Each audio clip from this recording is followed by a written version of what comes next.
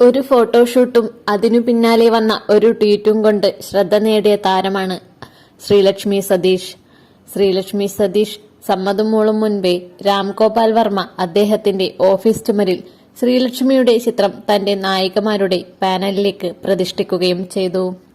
സാരി അണിഞ്ഞ് ഫോട്ടോകളിൽ പ്രത്യക്ഷപ്പെട്ട ശ്രീലക്ഷ്മിയുടെ ആദ്യ സിനിമയുടെ പേരും സാരി എന്ന് തന്നെയാണ്.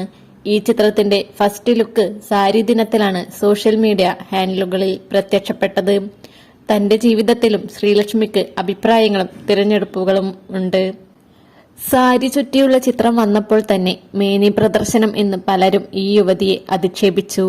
സൈബർ സ്പേസിൽ ആക്രമിച്ചവരിൽ ഭൂരിപക്ഷവും സ്ത്രീകൾ തന്നെയാണെന്ന് ശ്രീലക്ഷ്മി പിന്നീട് പറയുകയും ചെയ്തു.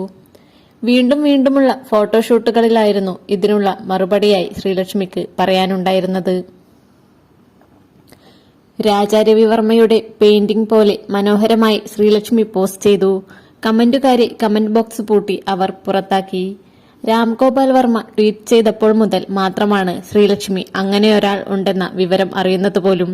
സിനിമയിലേക്ക് ക്ഷണം കിട്ടിയപ്പോൾ ആദ്യമൊന്ന് പതറിയെങ്കിലും പിന്നെ ഫസ്റ്റ് ലുക്ക് കണ്ടപ്പോൾ ആരാധ്യദേവി എന്ന പേരിൽ ശ്രീലക്ഷ്മി സിനിമയിലെത്തി എന്ന് എല്ലാവർക്കും മനസ്സിലായി.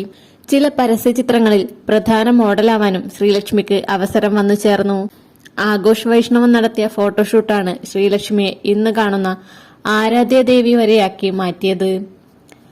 മോഡലിംഗും സിനിമയും മാത്രമല്ല, ജീവിതത്തിലും ശ്രീലക്ഷ്മിക്ക് തന്റേതായ കാഴ്ചപ്പാടുണ്ട്. ജീവിതത്തിൽ വിവാഹം ചെയ്യുമോ അതോ ലിവിംഗ് ടുഗദർ തിരഞ്ഞെടുക്കുമോ എന്ന ചോദ്യത്തിന് ശ്രീലക്ഷ്മി മറുപടി കൊടുത്തു. ഇൻസ്റ്റഗ്രാമിലെ ചോദ്യോത്തരവേളയിലാണ് ശ്രീലക്ഷ്മിയുടെ പ്രതികരണം.